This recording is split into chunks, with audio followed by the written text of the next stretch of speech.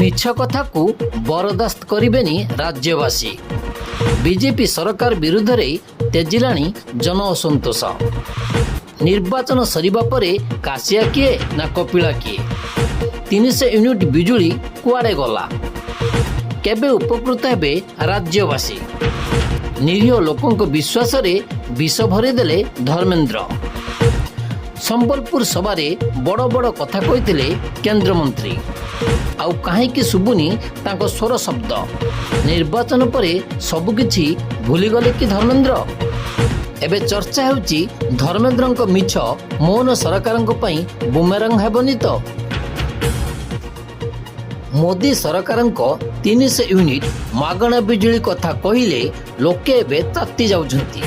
निर्वाचन समय रे भरा सभारे धर्मेंद्र चित्कार करी कहिथिले नवीन सरकार कहउछंती 100 यूनिट मागणा बिजुली देबे, किंतु मोदी सरकार मागणा 300 यूनिट बिजुली देबे।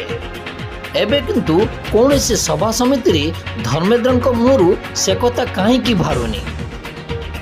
भोट हातेइबा पई संबलपुर वासी को मिछ कहिथिले कि धर्मेंद्र? जाहाकू एबे मने पकाई देइछि बीजेडी। विरोधी दलर उपमुख्य सचेतक प्रताप देव कहिसेंती 2024 निर्वाचन रे बड़ प्रसंग साजिथिला मागणा बिजुली।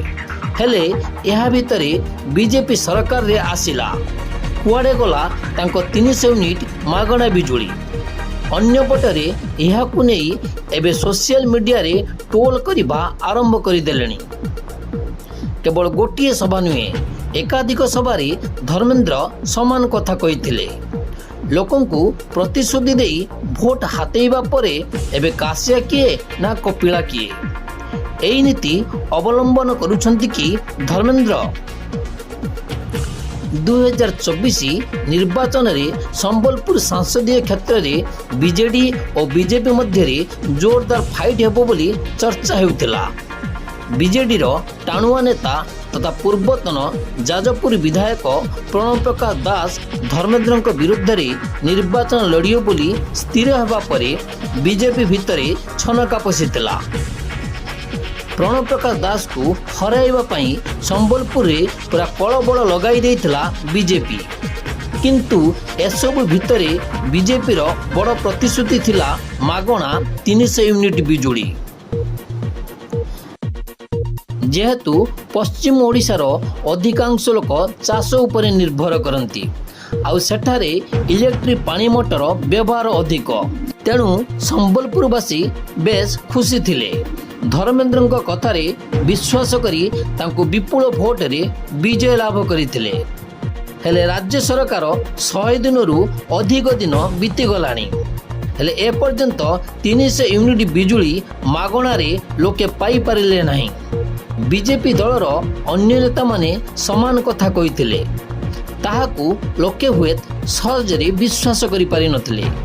किंतु जने केंद्र मंत्री जहाँकर केंद्र राजनीति रे बेस दबदबा रहिछि, से जेतेबेले कहिथिले समस्ते विश्वास करिथिले।